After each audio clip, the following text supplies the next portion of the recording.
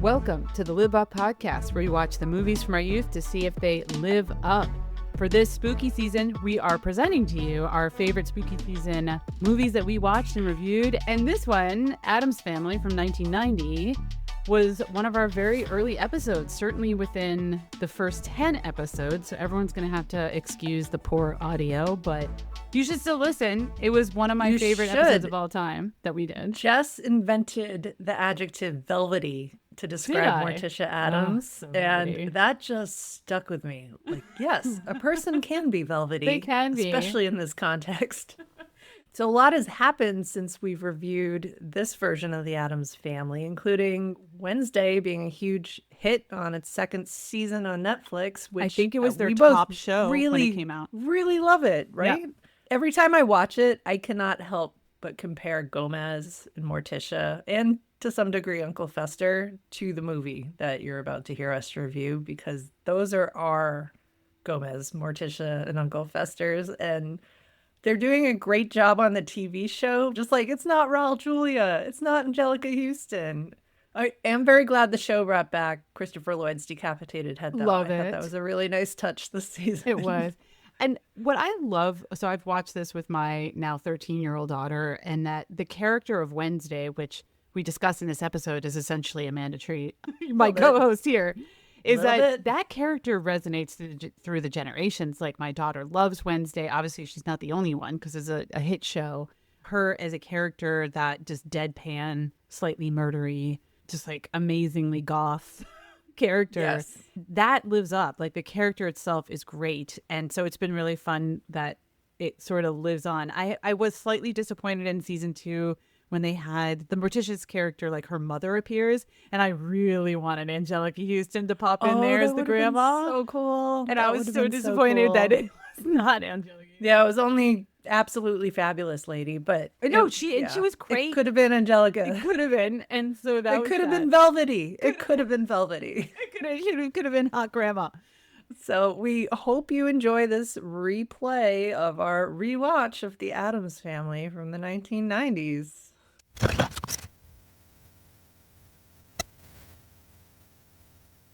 Welcome to the Live Up podcast, where we revisit the movies from our youth to see if they live up.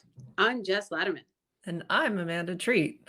And before we start today's episode, I wanted to apologize for some strong language I used during our Rudolph the Red-Nosed Reindeer episode to describe Santa Claus. It was actually directed at the creators of that stop-motion movie, not at Santa. Amanda? But one of our younger listeners has brought it to my attention that you should not talk about Santa like that. So my sincere apologies. I still think the people who created Rudolph the Red-Nosed Reindeer are a bunch of jerks for making him say all those things, but we'll save that for if we ever revisit that episode. We'll save that for a part 2. Yes. So sorry. I will say, though, I am not on Santa's naughty list. I got a new microphone for Christmas. So thank you, Santa. It doesn't Thank you, Santa. sound like I'm calling from a phone booth in the Australian outback anymore. So that's exciting. Very exciting. Yes, we are upping our game here, guys, at Live Up, and apologizing to our young listeners just ourselves. But before we get started, just to quickly review for those new to us, how this goes. So we're going to discuss the movie in question, then each score on a scale of 1 to 10, whether the movie lives up to us now as adults, whether it can live up to kids now, or at least the intended audience. And then both of us will give a final yay or nay, whether it lives up. So let's dive in. Would you like to talk about the Addams Family, Amanda? I would love to talk about the Addams Family, and just to clarify, because there's a lot of these movies now, but this is the 1991 live human, not cartoon version of the Addams Family. I am the one who picked this one, and I picked it because a lot of us have been watching Wednesday, the TV series on Netflix, which is fantastic. Completely fantastic. I loved it. Yeah. So while I was watching that, there were a lot of just kind of flashbacks, not quite comparisons, but, looking at how Catherine Zeta-Jones was playing Morticia versus I had this memory of Anjelica Huston playing Morticia, and it just got me thinking a lot about this movie and how fantastic I thought this movie was too, back especially when I saw it opening weekend as a kid in the movie theater and how I can't exciting believe that you was. remember seeing it opening weekend. I'm Oh so yeah, impressed. it was great. So we decided to rewatch this, and I had to know, does The Addams Family from 1991 live up to my memory of it? So let's dive in. Jess, did you watch this as a kid? I did. I don't remember specifically if I saw it in the theater. I must have, though.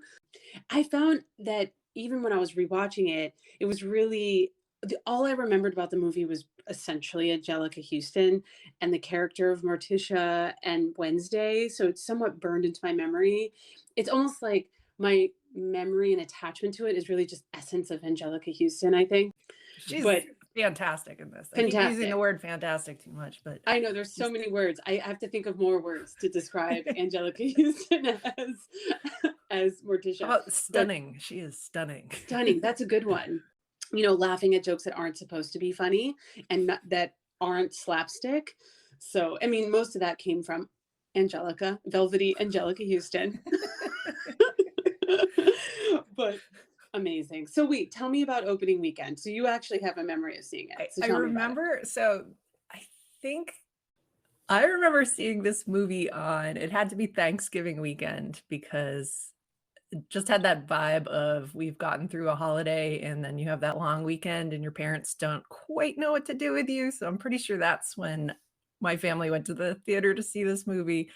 And just when the lights went down and this movie starts, it's got those Christmas carolers and they're just like a touch too cheerful and it's a little annoying, but okay. And as all Christmas carolers are, to be honest.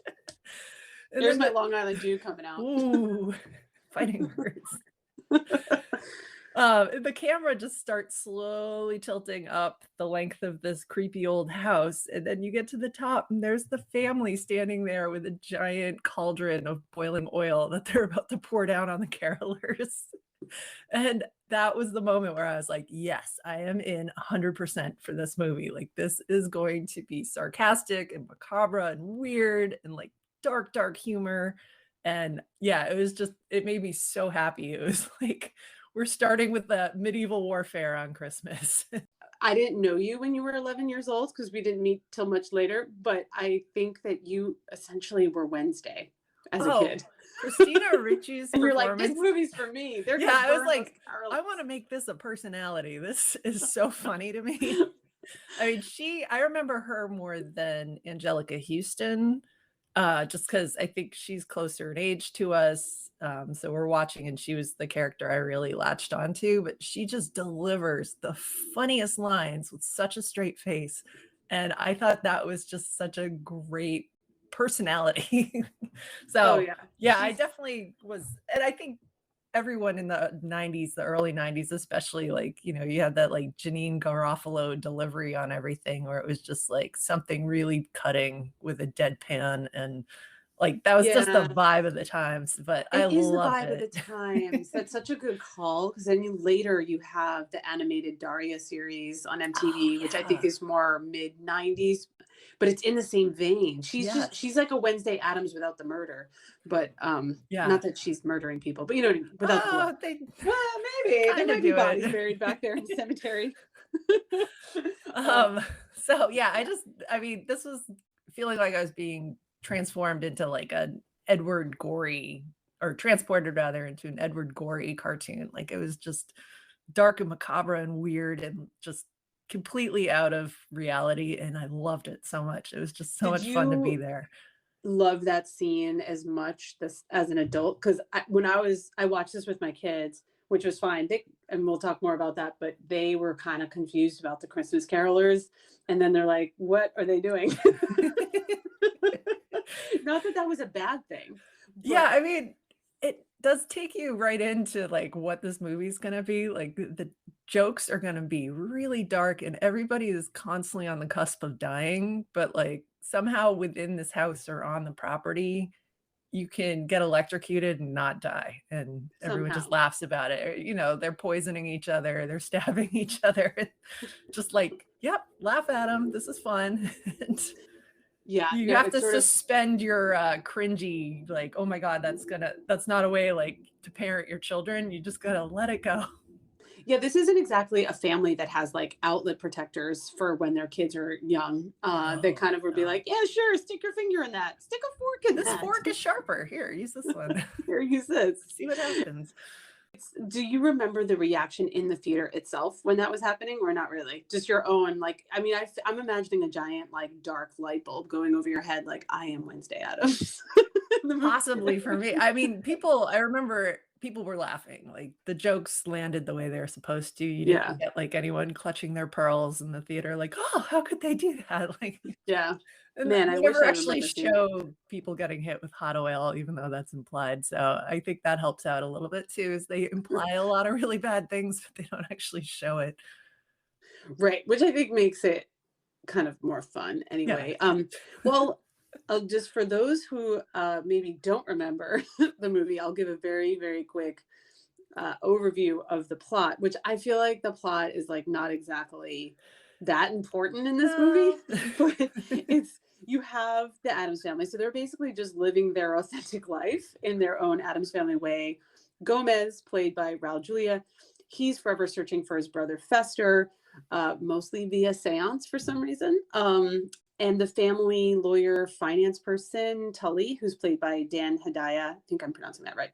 He devises a scheme with another client where his client's son poses as Uncle Fester, who's finally returned, claims his inheritance, and then basically then would steal the Addams family money and property. I mean, like I said, that's the plot, but I mean, even watching it, I was like, I don't remember the money scheme at all. Like that was not in my memory, and I don't even think it was that important. No. I think it was more the movie itself is the Addams family in my mind. Like that's essentially the movie and them walking through all the, Addams family type things that they do.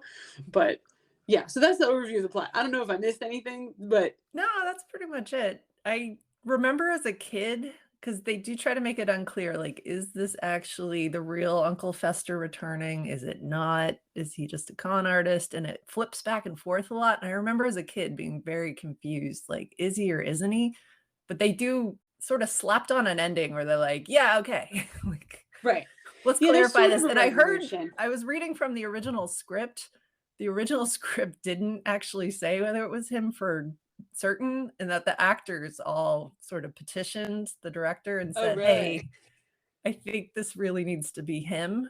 And they made Christina Ricci go argue the case for it. Like all the Oh, adults really? They're like, sent the cute little kid over to be like, I think he should be my uncle.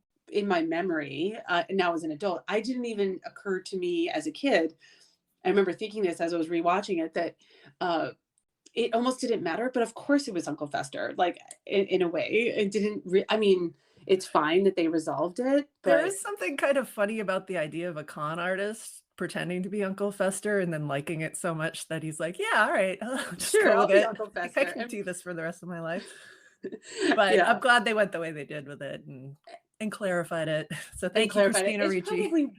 It probably is good for kids, but that is somehow through the years or decades, it sort of fell out of my memory and then just didn't matter anymore. Oh. But we should also mention Uncle Fester, played by Christopher Lloyd, and this might just be his finest role. I mean, he was fantastic as He's Uncle so Fester. good at it.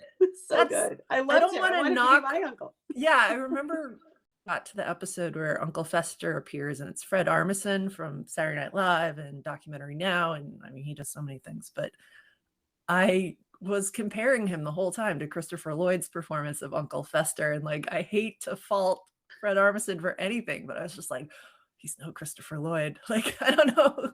Yeah. The Yeah. physical comedy and the gravelly voice, there's just something so funny and endearing about Christopher Lloyd's So version of Uncle endearing. Fester. I had rewatched the Addams Family before I watched the Wednesday show, and I did the same thing with Uncle Fester. I did the same thing with Anjelica Huston too, or with the Morticia character.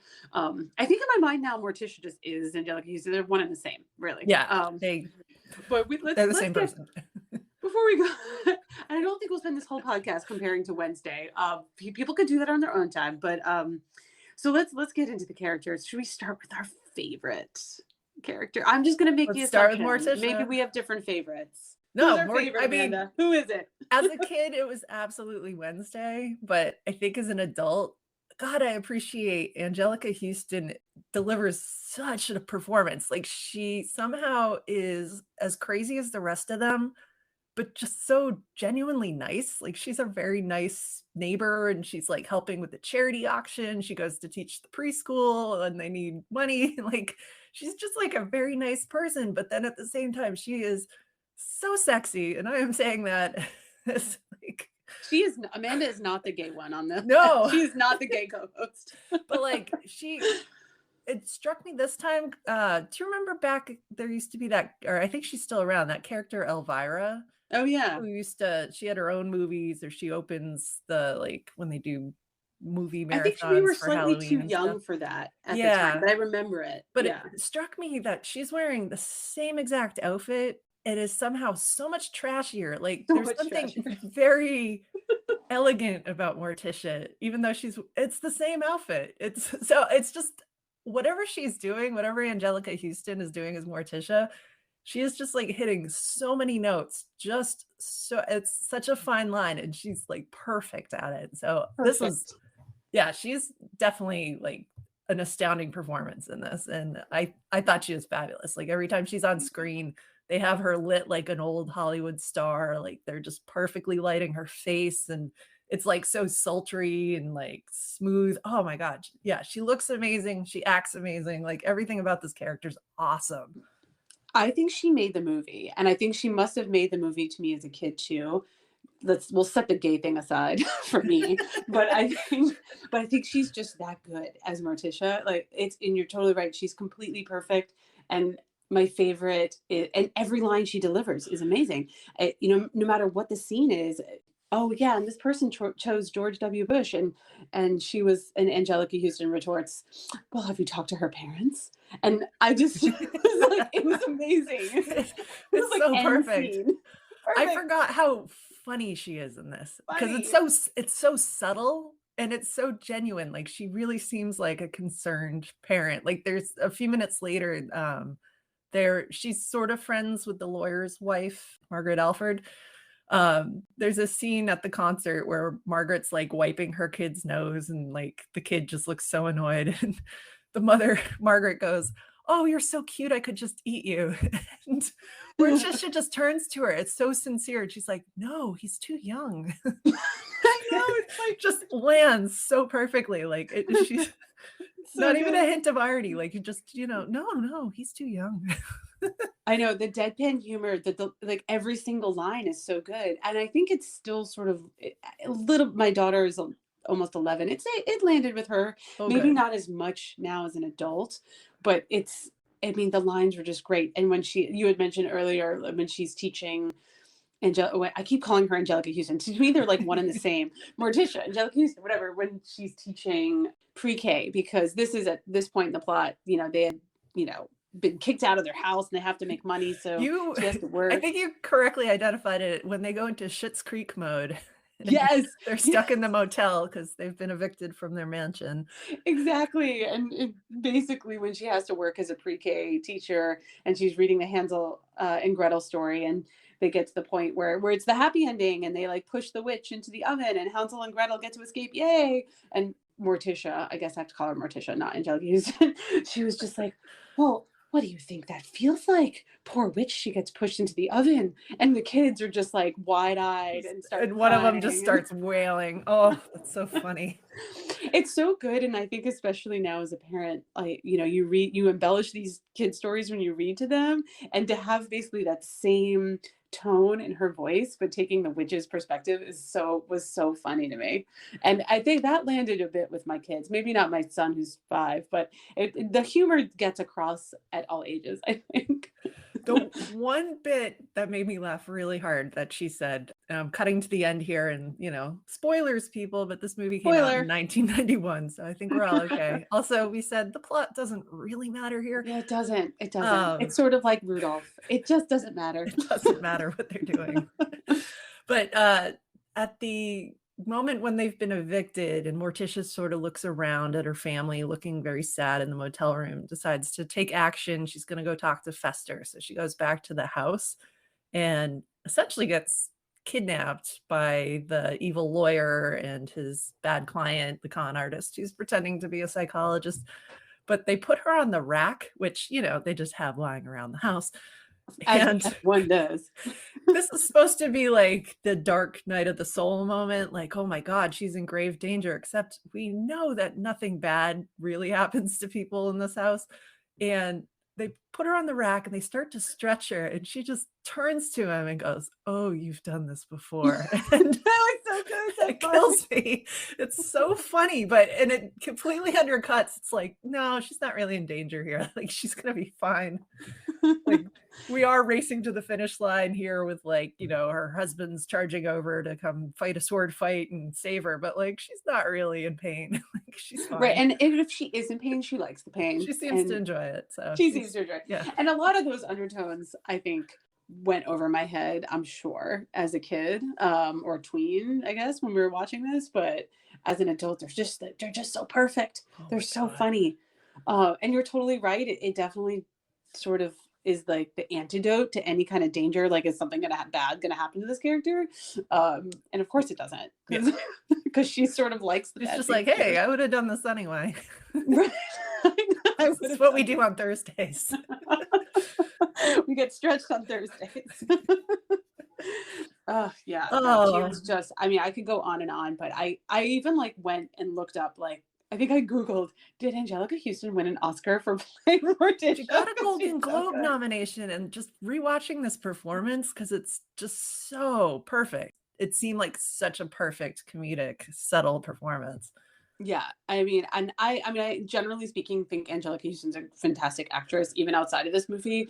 But rewatching this just reminded me, I just don't think this movie would have been terrible without her. I mean, I guarantee it would have been terrible without her. I think all of these actors actually are kind of above the pay grade of this film. Like, this movie is very silly and lots of fun, but like, even Raul Julia, I mean, he's brought so much energy to this. And like, a lot of the side characters are like these Tony Award winning actresses, and like, they have this powerhouse cast going on in here doing the most really silly things they can come up with. And it works. It all works. It's great. Yeah.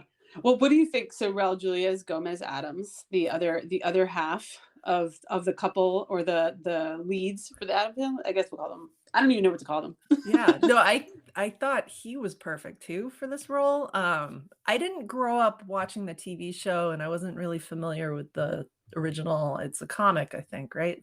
I'm not familiar with it either. I think there might have been a cartoon when we were younger. Okay. But this for people our age, this is, I think, people's reference points for sure. No, for me, I think, because when I watched Wednesday, it was like, oh, I love Louis Guzman, but like, he's no Raul Julia.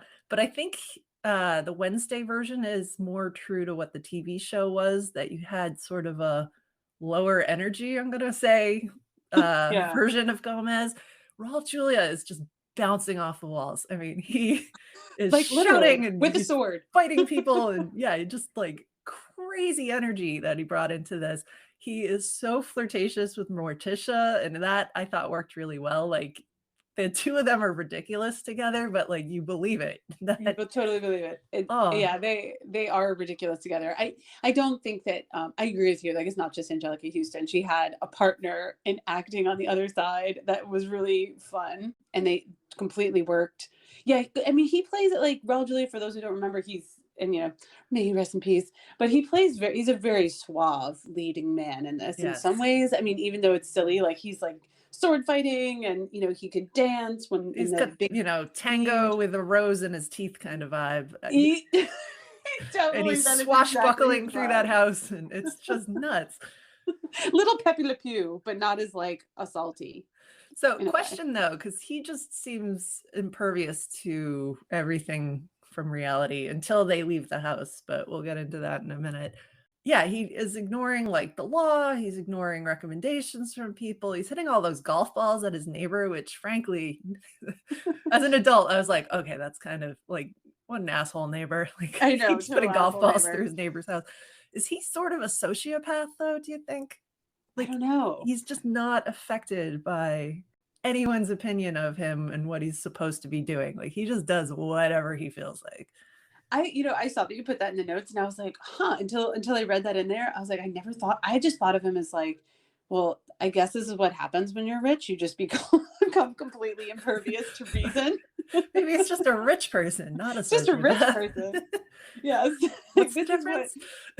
This is what rich people do. They hit golf balls at their neighbor, and they have sword fights, and they have no idea, like, what they do with their time is, that's essentially what they do with their time. They sword fight and hit golf balls and dance the tango with like a rose in their teeth with their spouses. I mean, I think he's more just wealthy and therefore completely unaware is how I read him. Got an entire room in his basement full of doubloons of all things, like pirate treasure that you can only reach by taking like a gondola through their underwater canal. Like, oh my God, it's just so fun inside that house.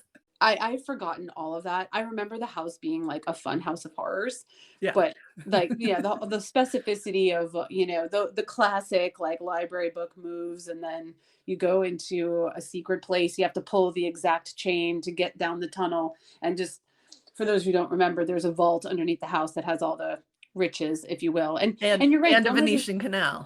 And then, right. And a Venetian canal. I know, it's sort of Willy Wonka-like. I think I thought about, Willy Wonka kind of when they were doing that. And that's where part of the plot like doesn't matter. I mean, when you're going through that house with him, when Fester returns and he's taking his brother who he missed, like, oh, you remember with which chain to pull? And he's like, ha ha ha. And meanwhile, Fester's like, oh wait, or Gordon, is it the con artist or is it Fester, is trying to find out where all the goods are kept so he can go steal it later. And he just kind of along for the ride, but and Gomez is like completely like nonplussed by the fact that like clearly Fester has like no idea what's going on as they're going through, and clearly has no memory of this, but he sort of plays along. I feel like it's sort of like a good tour through the house, but again, the plot of Fester trying to get to the money almost doesn't matter. I think for Fester, he really becomes a character when he starts bonding with the kids. He's not connecting well with his brother because he may or may not be the actual brother, but when he starts playing with the kids, and I mean, he's teaching them about poisoning and explosives, and like, he just has them as every uncle does. Oh my God, he's like the original drunkle. He would be so much fun as an uncle. He would be. But yeah, he just really connects well with the two kids in the family, and is having them do incredibly dangerous things as uncles do. But yeah, that's the moment where you're like, well, even if he isn't, I really want him to be Fester. So right. Yeah, that's where he gets like so endearing. And there's that part again in the plot that doesn't matter. And we'll get to the scene later where he wants to go to the recital for the kids. And his mom, who is also his, by meaning Gordon's, the con artist side of Fester, his co-conspirator, if you will, is like, you can't do that, they're out of the house, you're gonna have to go rob all the things now. And he ends up going to the recital anyway. So it's basically him being charmed by the kids, and the kid, it is kind of sweet in a weird way. I didn't with him, and we're jumping all over the place here, but I think as a kid they explain initially from the con artist point of view, like, we're going to tell the Addams family that Fester has amnesia. And it comes out at the end, oh, wait, it was Fester. He really did have amnesia. But there's this shot of him getting struck by lightning in the head. And I think I completely missed that as a kid. I had no memory of that. No memory. But that's what's supposed to like bring his memory back. So yeah, again, it wasn't important. It just sort of wasn't, which I think sort of I could pick apart too, where like, the plot is so unimportant that it's full of holes, obviously. Yeah. But the dialogue is so good. I go back and forth on like, is this a great screenplay or not? Because the woman who wrote this, her name is Caroline Thompson. She's one of the co-writers. There's multiple writers here, but she also wrote Edward Scissorhands, which is such a great movie. That makes so much sense. And The Nightmare Before Christmas. So she's definitely got, even though Tim Burton had nothing to do with this movie originally, although they asked him to direct it and he passed. And Oh, now he's back interesting. doing Wednesday. I just assumed that Tim Burton had directed it. Even I know Tim Burton now directed the current show on Netflix, Wednesday, but I just assumed that he had directed this, and I was sort of surprised because it's so in his style. I was actually looking his vibe, yeah. Yeah, the director actually, I'm sure you know more than me on this. When he went on, what is this, Barry Sonnenfeld went on to work with the Coen brothers, and he directed Men in Black and Get Shorty. Get Shorty is like also another very funny, deadpan, great movie. And Schmigadoon, the TV show, which I watched and I thought was amazing. So this kind of deadpan, fish out of water type movies that clearly he's a master of deadpan. But this is his first movie that he directed. Oh, really? Yeah, previously he was a cinematographer. And I was reading that during this filming, they lost a lot of the crew for some reason, but they lost their cinematographer. And so he just finally was like, I'll do both. And I mean, that does make perfect sense because if you're a director with cinematography experience, it's like, yeah, why not be the director of photography now? That's great. Yeah. Yeah, you did a great job for first movie, but this movie has no plot. So it has no plot. But let's get to your other favorite character. I mean, I guess she was my other favorite one too. Yeah, okay. Should we gush? Let's start the gushing for someone else. As Wednesday. Oh my God. Oh my God. The best character of my entire childhood, and the best character and also Amanda Treat. Yes. I never went full macabre, but like I was trying to master the deadpan and just could not hit the level that Wednesday does in this movie. She delivers such funny lines and doesn't even blink, and it's great. It is so great. And going in, all I could remember, I was like, the scene where she electrocutes her brother. There's a scene where she electrocutes her brother, but she introduces, because she invites him over to sit in her homemade electric chair. Because she has a homemade electric chair, as any kid has. And he just looks at her like, what are we doing? And she goes, we're playing a game. It's called Is There a God? He delivers that. That was the one line I remembered from this movie so clearly. It was just, oh my God, that moment where she electrocutes her brother is called Is There a God? I know. I remember that scene, but did not remember how epic that line was. I mean, to me, Wednesday was also just the epitome of, doesn't every older sister want to strap their little brother into an electric chair? Of course they do. So I'd forgotten, there was no way to remember it for me, maybe. But after she starts doing it, the look on Christina Ricci's face, like she looks so maniacally delighted that she's kind of killing her brother. And I don't know if you've watched, she's on a show now called Yellow Jackets. I haven't watched that yet. Fantastic. No. But she plays this psychopath of a nurse. And there's this scene where one of her old friends like knocks on her door and basically says, hey, we need help with a body. And she makes that same face, just like, oh, me? Oh, like delighted, like, oh, we get to kill someone.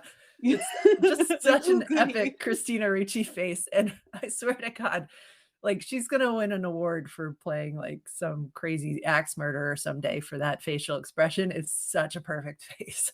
And just the whole thing, the game of Is There a God? That one went a little over my kids' heads in a way, because they're like, what does she mean? Like they didn't even make the connection. Perhaps our religious education has not been that good, but because I like howled with laughter at that when we were watching. I was like, oh my God, this is funny. The other one that got me too, at the end, the bad guys ultimately get like electrocuted and thrown from the house and just land perfectly in these previously dug graves, and Wednesday and her brother are just standing there with the shovels. And this is funny. He turns to her and says, are they dead? And she just looks at him and goes, does it matter? I know. And the delivery is amazing. I forgot about that. And it's so funny. It is so funny. I mean, she was the character to me, like lives on even without the fact that there's like a Netflix show now. I mean, I think the memory of that character is, and like you were saying earlier, the fact that kind of was a theme in that era in the 90s in terms of some tweeny female characters that are sort of like that. But Christina Ricci is just unreal. I mean, it was like, you're totally right. That part at the end, again, I think I howled with laughter. Oh my God. I think at that point my daughter like turned around and be like, "What are they doing?" But They're kind of murdering someone and it's funny. it's funny. And not to dwell on it too much, but before I started watching Wednesday, the Netflix show, the actress who plays Wednesday in that show talked about that, how it was really intimidating. Because for those who don't know, Christina Ricci is also in the Wednesday show, but she does not play Wednesday. And so the actress who actually is playing Wednesday is having to now do these scenes as Wednesday In with front of Christina Ricci, Christina and Ricci. talked about how it was kind of intimidating to be directed to be very deadpan when like Christina Ricci is standing right there, like watching her play this. So it's crazy. So she definitely was my favorite character as a kid. She's still maybe my co-favorite character now. Like I just thought she's somehow so adorable and so menacing at the same time. It's just fantastic. It So is fantastic. I mean, and there's kind of like, I think, the well-known classic line that she has when they're trying to make money, and after the not the jig is up, but basically they decided to scam. So the lawyer and the clients, one of them being Gordon/Fester and his mom, basically kicked the Addams family out of the house, and they're basically like, he's basically taking the inheritance, and so they're living. There's really the Schitt's Creek part of yeah. the Schitt's Creek part of the movie, and every family member is trying to make money in their own way. So Wednesday and her brother are selling lemonade, and she has an interaction with the girl selling Girl Scouts, when the girl selling Girl Scouts is like, well, is it made from real lemons? And at some point in the conversation, Wednesday's like, asked about the Girl Scout cookies. Are they made Yeah, from she real Girl offers to Scouts? barter. Oh, she offers a barter. Oh, that's right. Because Yeah, it was barter the lemonade for the cookies. And yeah, Right. she delivers that line. Yeah, but only are they made from real Girl Scouts was like amazing. It's like, that one got laughs from my kids. It still stood the test of time for how funny that is.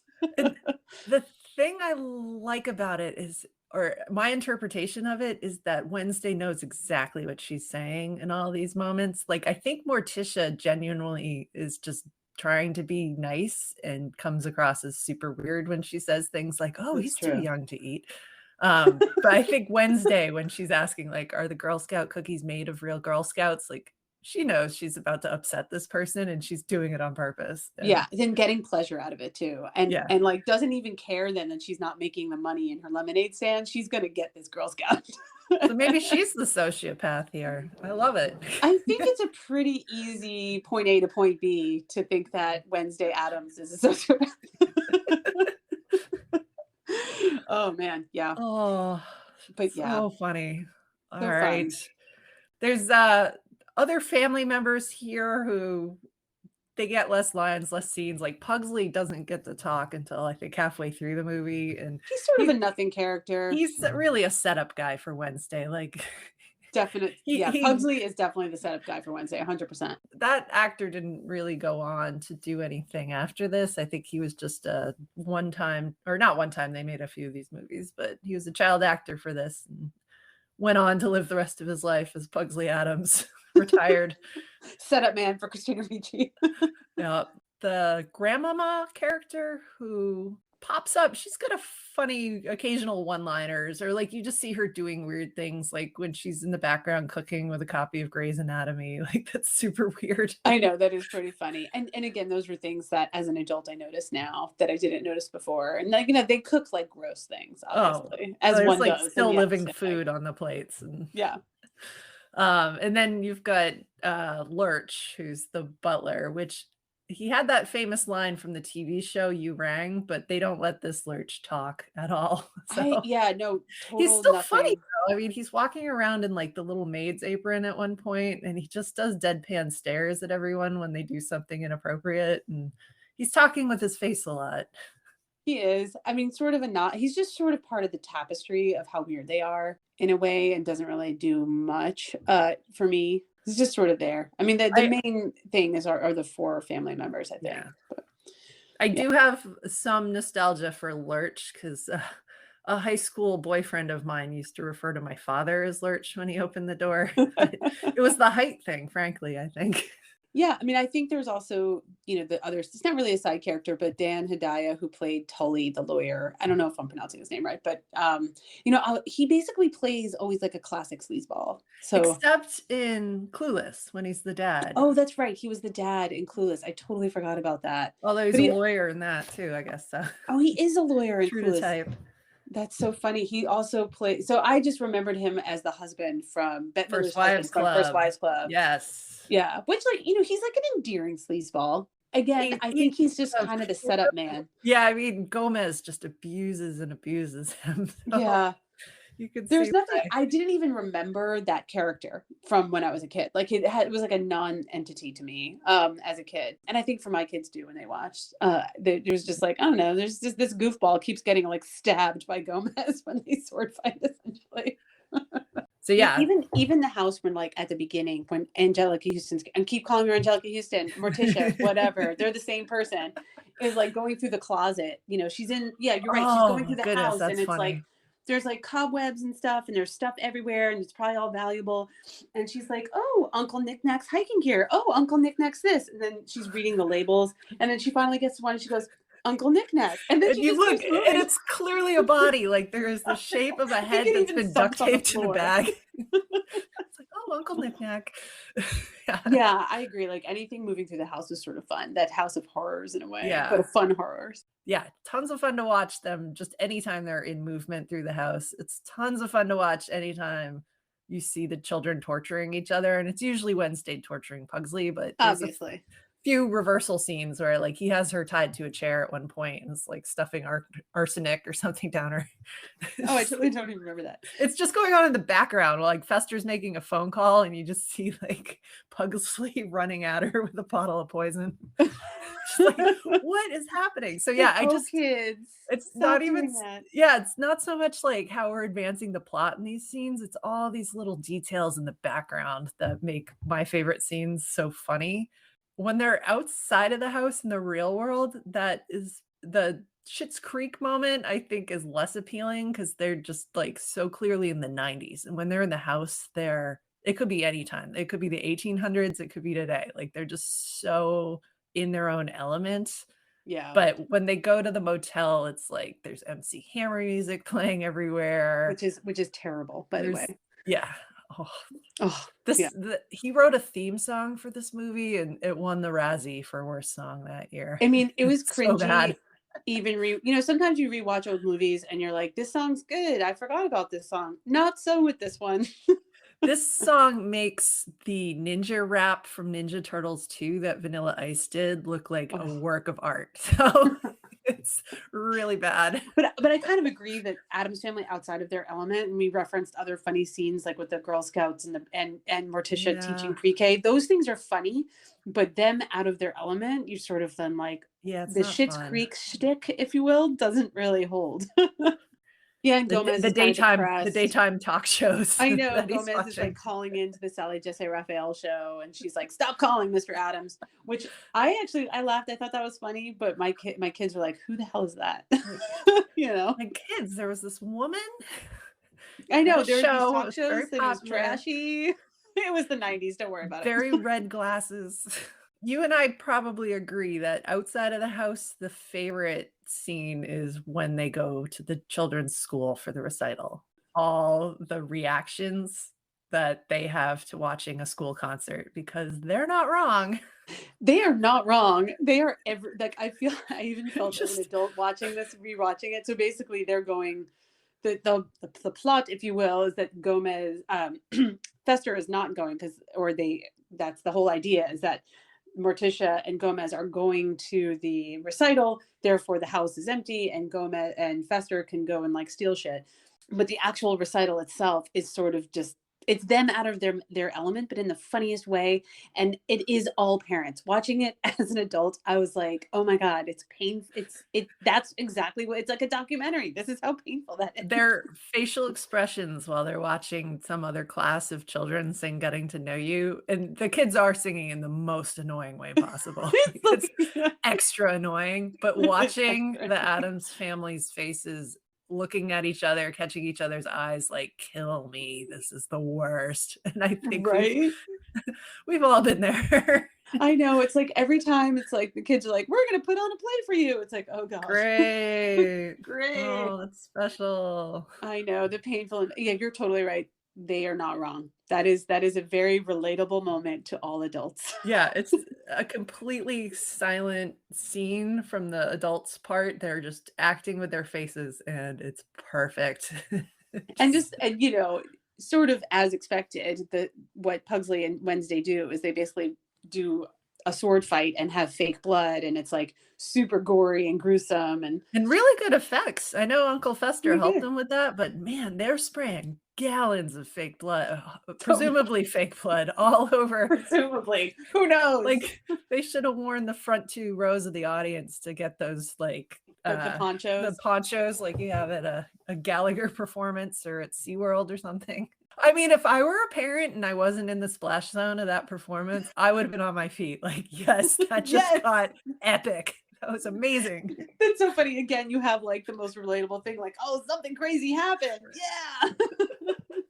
All right. So my other favorite scene outside of the house is I guess it's in the house though, is Gomez and Morticia going to therapy, although I think it's more Gomez. And he's in therapy because Fester doesn't remember things, and Gomez is feeling like, is he really my brother? What's going on here? Which is like sort of a funny setup, like send up of therapy.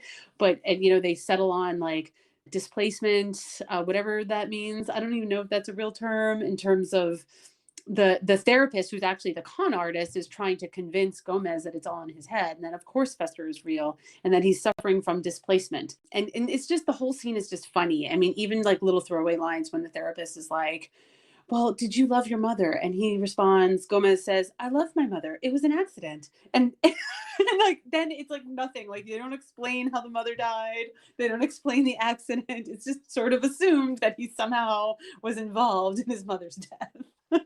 A funny send up of therapy because, yeah, she's not a real therapist, so they're just making stuff up, but she's doing it in like a German Eastern European accent, or bad one. And Yeah. like, I think that's our stereotype of therapy back in the 90s. I mean, another thing to talk about, definitely noticed, at least by my 10-year-old, was the sexual nature of I'm just going to say Raul Julia and Anjelica Huston, but of the Gomez and Morticia character. I mean, it is over the top flirty and sexual to the point where I don't I think remember maybe feeling there's an element of uncomfortable. embarrassment. Yeah, I don't remember feeling uncomfortable about that when I saw it as a kid. And I think it's Because you're probably Wednesday it's, Addams. well, yeah, I'm very cynical. No, I think they just don't show where it's going. It's all implied. So I think in That's the true. adult mind, we're taking it to its furthest possible place because That's they true. they definitely have like more fetishes than we could probably list. Well, like here. you said, like we stretch on Thursdays. Yeah, or whatever on Tuesdays. we use the whatever it rack is. on Thursdays. You don't know what they're doing at that auction. They go to a Oh charity my God, auction and that bid on auction. their own item and keep outbidding each other. And then it just sounds like they're doing something dirty in front of everyone, but they don't show it. You It's just see the essentially a facial public expressions. No, it definitely still worked for me as an adult. It's all funny, and you get a ton of funny lines from the two of them about it too. That's so good. And I think Morticia, at some point when I think this must be in the Schitt's Creek time when they're not in the house anymore, and she's sort of lamenting, and oh, he coughs up blood, but not like he used to. Not like And he it's used like, to.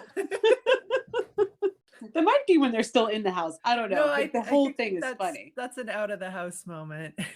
They do it a little bit on Wednesday too. Since I just rewatched the Addams Family before I watched the Netflix show Wednesday, to me it didn't land as much for Wednesday because it was like I don't really want to see them making out like that because that's not that wasn't the fun part. It was just all the funny throwaway lines and everything implied in the Addams Family in the movie. That the show just didn't land for me, the modern version. I didn't think those two actors had as much chemistry. And they're good Anjelica Huston and Raul Julia chemistry is off the charts. Off the charts, totally. Like the way they just look at each other is astounding. So I think it works more in this movie than it did in the TV show. Felt like I could have watched an entire show. I mean, which is funny because there's a show now about it, but I could have watched a whole show about the family, like the sort of like Schitt's Creek, like the shtick, if you will, was funny enough. So I almost felt like in the movie there wasn't enough of it. Like I would want more Wednesday torturing her brother and more Anjelica Huston sort of roasting a bunch of normies at all times. I think I could, so I feel like there could have been more of that. I think would make it a great movie, or at least a great series from the 90s. It's weird to judge it now from modern perspective, but Yeah. this is just getting to the other things. There's just like like we were saying all along, we've basically spent this whole time talking about the characters because the plot just does not matter. No. and there's tons of holes in it. Is Fester, which is like the whole plot really, but who cares? Does it matter? Doesn't matter. So do we want to talk about if this lives up for us as adults? Yeah, let's do it. So let's start with whether, so now we're going to score it from 1 to 10, 1 being garbage, 10 being Princess Bride. Does it live up to us as adults? I'm going to ask you to go first, and then I'll go. You can probably tell. I think this lives up I enjoyed watching this again as an adult. But don't give away whether you think it lives up. Yeah, no, this was just funny and charming and so weird and just, yeah, it took me to great nostalgic places. But I think even if I saw it for the first time today, I would find it funny. And yeah, so I'm going to give this, let's give it an 8. Yeah. Oh, wow. So that is tied for your highest ranking. Not that it matters, but you gave Who Framed Roger Rabbit an 8 as well. I did. You did. I guess I have been given this feedback that I am a harsh scorer in person. But I think the numbers show that. So I think in my logic, it has to at least be a 5 because it was fun to rewatch. And it's in a way. And as an adult, I did laugh at parts that surprised me that I didn't pick up on as a kid, like all of Anjelica Huston's throwaway lines. But it lived up as an adult to me really on the strength of Christina Ricci, Raul Julia, and Anjelica Huston. So it had to be above a 5, but I couldn't go as high as an 8. So I went with a 7.